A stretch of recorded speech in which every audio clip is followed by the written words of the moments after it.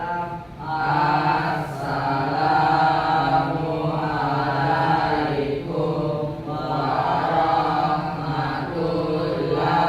warahmatullahi wabarakatuh.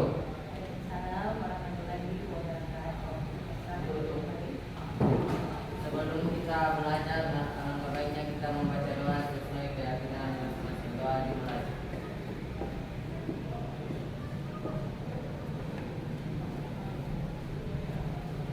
Doa selesai. Sudah hadir semua? Sudah. Iya. Atau ada temannya yang sakit? Tidak ada sih. Lengkap ya, alhamdulillah. Jadi selalu jaga kesehatan ya, dimanapun dan kapanpun kalian berada. Oke. Jadi pada sebelum kita masuk pelajaran pada hari ini, apakah sebelumnya kalian pernah mendengarkan kata negosiasi? Tapi belum mengetahui arti. Oh, sudah tapi belum mengetahui artinya. Atau biasa melakukan proses negosiasi? Biasa. Nah, pertanyaannya sekarang di mana sih kita biasa menemukan proses negosiasi itu? Pasar. Oke.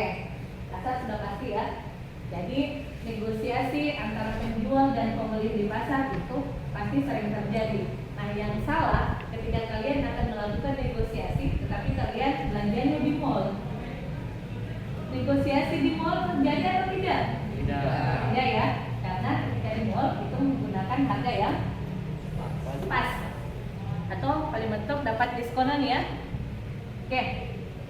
Jadi negosiasi ini merupakan suatu proses yang memberikan keuntungan buat kehidupan kita ya. Jadi ketika kalian dapat dapat melakukan proses negosiasi dengan baik, kalian akan menemukan kalian akan bisa menjadi seorang negosiator yang ulung. Tahu tidak? Negosiator yang ulung berarti dapat menjadi pihak penengah antara dua orang yang sedang berselisih. Nah, oke. Jadi sebelum kita lanjut, pertama Ibu akan menunjukkan dulu kompetensi dasar yang akan kita pelajari pada hari ini. Jadi, adapun kompetensi dasar pada pembelajaran kita hari ini, yang pertama adalah menganalisis isi, struktur, dan kebahasaan teks negosiasi. Jadi, yang akan kita bahas adalah menganalisis, ada isinya, kemudian ada strukturnya, kemudian ada kebahasaan dari teks negosiasi. Nah, dari sini ada tiga IPK yang akan kita pelajari. Yang pertama adalah apa sih isi dari negosiasi itu. Kemudian yang kedua, kita akan mempelajari mengenai bagaimana kemudian kalian mampu untuk menganalisis struktur dari teks negosiasi. Kemudian yang ketiga, kalian harus mampu untuk menganalisis kebahasaan dari negosiasi.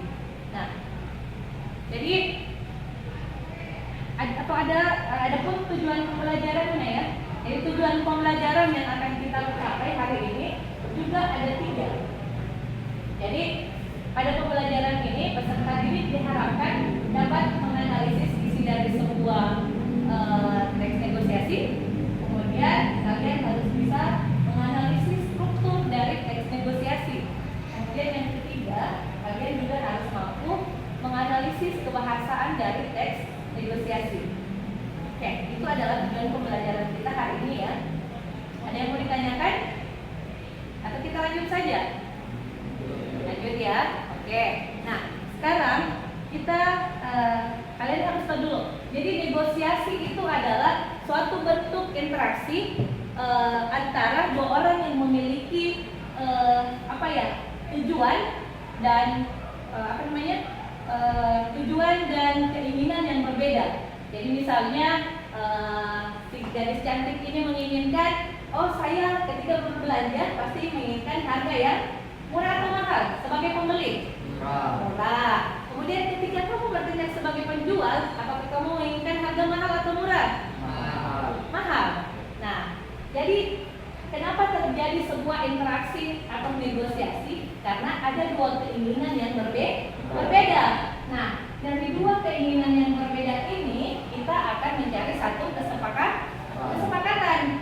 Nah, kesepakatan inilah yang dikatakan sebagai sebuah negosiasi. Nah, oke.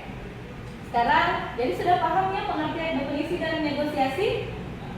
Oke, sekarang kita masuk di bagian kedua, struktur negosiasi. Jadi kalau dikatakan struktur adalah susunan atau rangkaian atau apa-apa saja sih penyusun dari sebuah teks. Struktur teks negosiasi dia terbagi menjadi 5. Yang pertama ada orientasi. Kemudian yang kedua ada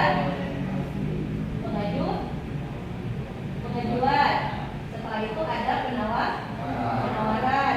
Setelah penawaran ada persetujuan. Kemudian setelah persetujuan ada penutup. Nah, struktur teks negosiasi itu ada 5. Jadi setelah, kalau orientasi kan dia adalah bagian pendahuluan. Bagian pendahuluan ini sama dengan pengantar. Jadi misalnya ketika kalian sedang ke pasar atau ke toko di dekat rumahnya mau belanja, pasti kan kalian mengatakan seperti ini, Assalamualaikum, Ibu mau belanja. Itu masuk orientasi atau bukan? Masuk orientasi. Karena kan kita baru bagian pendahuluan atau bagian pengantarnya. Nah, setelah sampai sedang menyapa si penjual, kalian pasti akan mengatakan, oh Ibu ada sabun atau ada baju. Itu sudah masuk pengajuan. Setelah pengajuan ada penawaran. Jadi pengajuan itu sampai, oh ada deh, oh harganya berapa? Oh harganya 5.000. Ih Ibu mahalnya. Jadi ketika kalian sudah mengatakan ih Ibu mahalnya, berarti itu sudah masuk ke penawaran. Nah, jadi kan Ibu bisa kan 3.000 jual saya bawa. Pasti sebenarnya mengatakan, ih tidak bisa deh, karena modalnya 3.000, 4.000 deh kalau mau. Itu sudah masuk ke penawaran. Kemudian kalian mengatakan, baiklah Bu, 4.000 saja ya. Berarti itu sudah masuk persetujuan. Dan terakhir, ketika kalian memberikan uang atau membayar membayar sabun tersebut, berarti kalian sudah masuk di bagian penutup. Paham? Jadi orientasinya teks negosiasi itu semudah itu. Ada orientasinya, ada pengajuannya, ada penawarannya, dan pasti kalian sering melakukan hal ini ya. Sering atau tidak? Sering. Tapi kalian paham tidak kalau itu strukturnya teks negosiasi? Ya, nanti hari ini kalian sudah tahu. Kalian harus mengetahui bahwa kita melakukan negosiasi ternyata ada struktur yang harus dipertahankan. Nah, sekarang kita masuk ke kaidahnya, Pembahasannya di teks negosiasi dia terbagi menjadi 5. Nah, yang pertama, dia harus melibatkan dua pihak atau lebih. Jadi minimal ketika kita melakukan negosiasi itu dia melibatkan dua pihak. Jadi kalau negosiasi bisa terjadi tidak kalau hanya seorang diri? Tidak ya. Negosiasi itu bisa dilakukan ketika terjadi minimal dua pihak. Nah, kalau yang Ibu contohkan tadi antara penjual dan pembeli ada berapa pihaknya? Dua. Yang pertama adalah pembeli, yang kedua adalah penjual. Oke, kita sudah paham ya. Kemudian yang kedua, setelah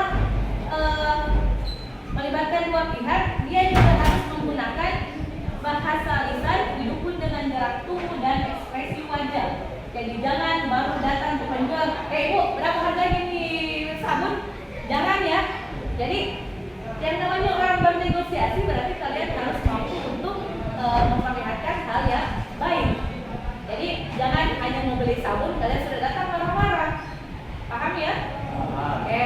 Jadi paling tidak tanya Ibu berapa harganya ini sabun, sambil senyum-senyum dan lain sebagainya. Oke? Kemudian yang ketiga, kaidahnya yang ketiga adalah sama yang ini, ada tawar menawar atau tukar menukar.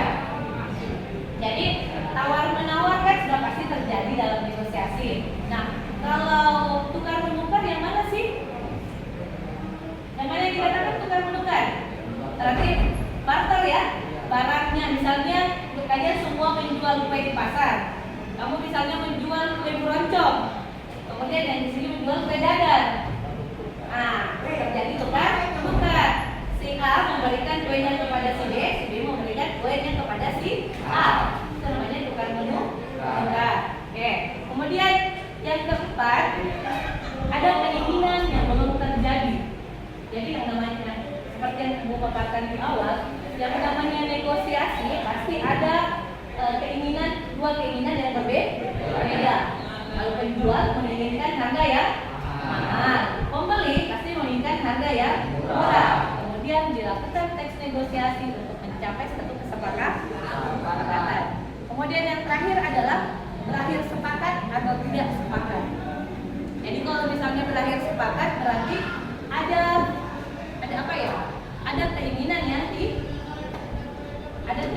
yang ada satu kesepakatan. Misalnya kalian sepakat untuk membeli atau tidak membeli. Tapi kalau dua pihak yang melakukan negosiasi ini mereka mereka sama-sama menginginkan harga yang bertahan dengan pendapatnya, otomatis negosiasi tersebut tidak akan berakhir sepakat.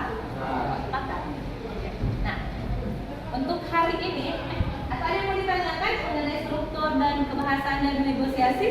Oke. Negosiasi bisa dilakukan di mana saja. Oke, pertanyaannya bagus sekali ya. Apakah negosiasi yang Ibu contohkan tadi Ibu contohkan hanya negosiasi antara pembeli dan penjual di pasar? Nah, pertanyaan yang bagus sekali, apakah negosiasi itu hanya terjadi di pasar atau bisa di tempat lain? Bisa atau tidak? Bisa ya. Yang namanya negosiasi antara guru dan siswa itu sudah pasti. Misalnya Ibu hari ini memberikan tugas, atau ternyata tugasnya tidak bisa selesai hari itu, otomatis kalian melakukan negosiasi dengan Ibu. Ibu minta maaf Ibu, tugasnya belum selesai, boleh berikan tambahan waktu tidak? Itu kan salah satu bentuk negosiasi antara guru dengan siswa. Nah, kalau misal antara atasan dan bawahan, misalnya ada kepala sekolah yang ada guru yang malas, otomatis dipanggil sama kepala sekolah. Otomatis kan di sana juga terjadi tawar menawar. Maaf Pak, saya nggak melaksanakan tugas kemarin karena saya lagi sakit. Otomatis kan, oh Ibu kalau misalnya sakit, otomatis dibahas minta izin misalnya. Ataukah antara karyawan bank dengan nasabah, itu juga biasa terjadi negosiasi ya. Misalnya ada orang mau ambil kredit, Dek, bukan saya ambil kredit, tapi bukan 1 tahun kok. Dari situ kan akan terjadi sebuah negosiasi. Oke. Masih ada pertanyaan?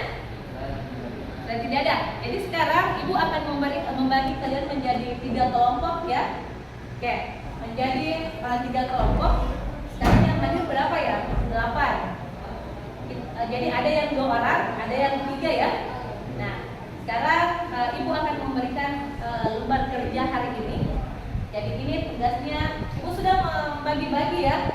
Jadi untuk kelompok pertama negosiasi, ini kelompok pertama ya, kalau bergabung jadi 1.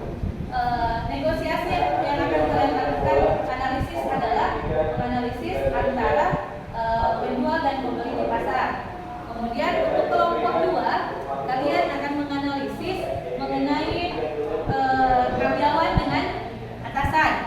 Kemudian untuk kelompok sini negosiasi antara guru dan siswa ya.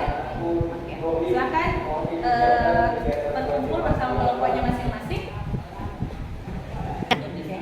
Jadi sebelum dianalisis kalian harus membaca dulu ya baik-baik petunjuknya, lalu kemudian kalian mengambilkan.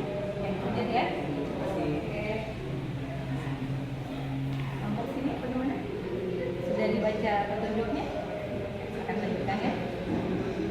Oke, yang kelompok sana juga ya. Sudah selesai tugasnya, kenapa sudah banyak yang tidur? Oke, jadi ayo semua berdiri dulu semua. Oke, tolong berdiri dulu ya. Yang mengantuk, yang yang masuk lemas, silakan berdiri dulu. Oke, ada ke sini ya, ada ke sini semua.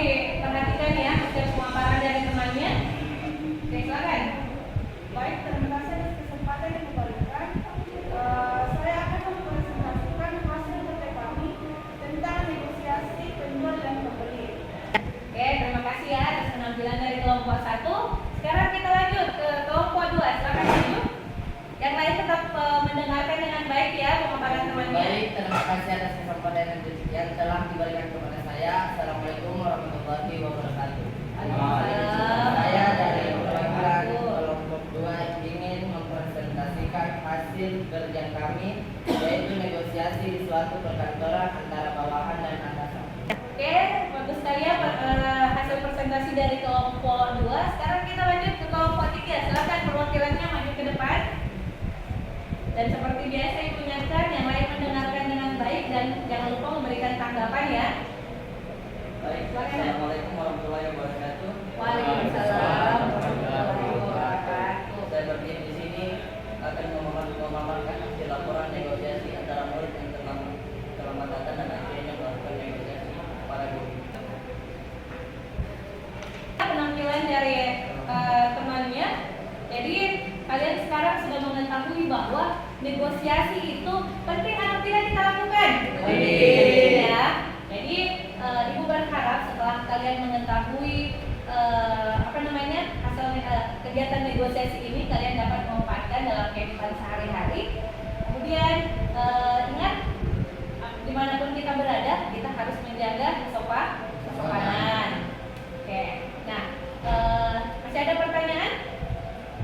Jadi Ibu rasa cukup ya pertemuan kita hari ini. Jadi minggu depan kita akan mempelajari bagaimana sih cara membuat sebuah teks. Jadi kalau tadi kita menganalisis strukturnya, minggu depan kita akan mempelajari bagaimana menyusun sebuah teks negosiasi. Paham?